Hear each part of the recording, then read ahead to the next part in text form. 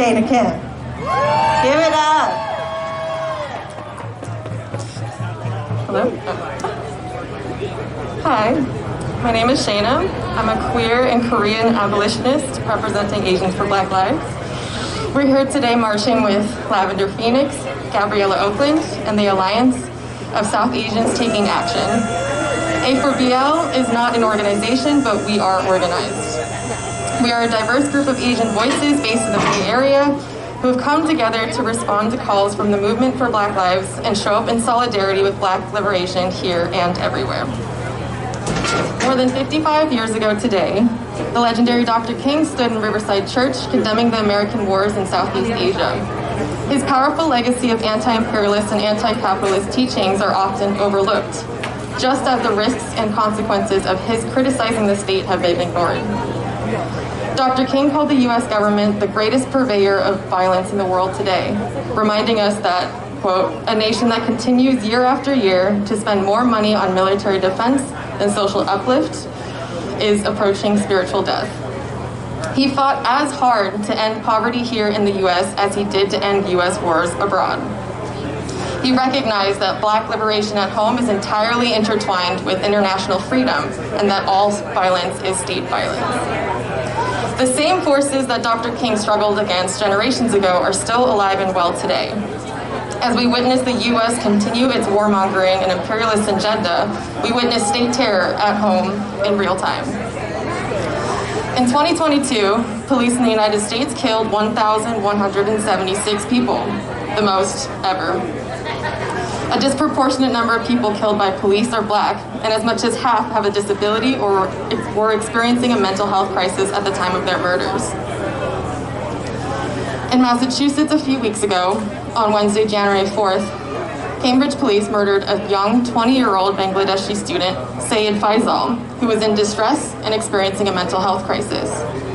A bystander called 911, and in broad daylight, police shot and killed him. The reporting is all too familiar with inconsistent reports and outrageous claims that the police did any de-escalating. And as it goes, law enforcement continue to avoid accountability. It is more than horrific how familiar and repetitive this story is. Bystanders, loved ones, family, and people in crisis themselves call 911 as a resource in an emergency. And instead of care or compassion, they're often met with violence, brutality, and death.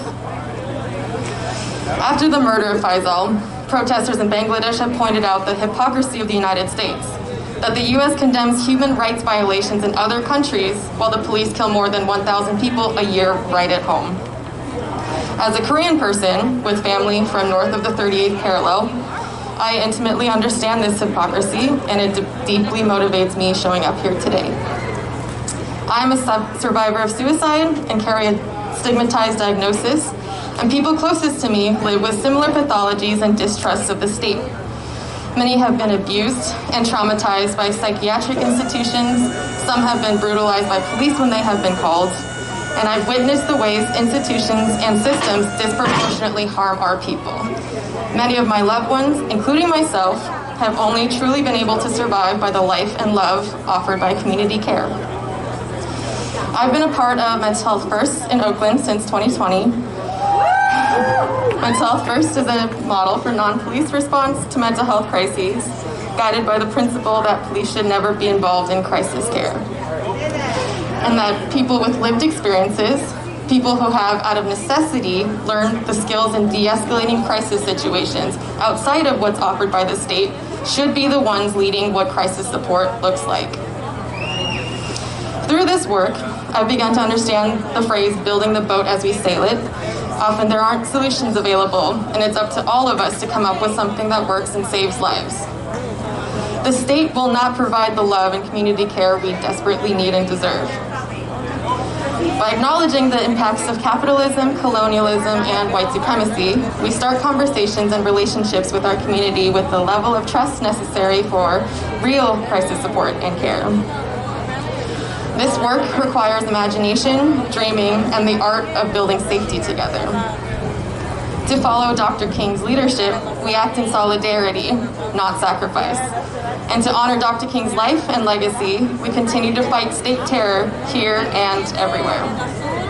Let's keep creating the world we all want to live in.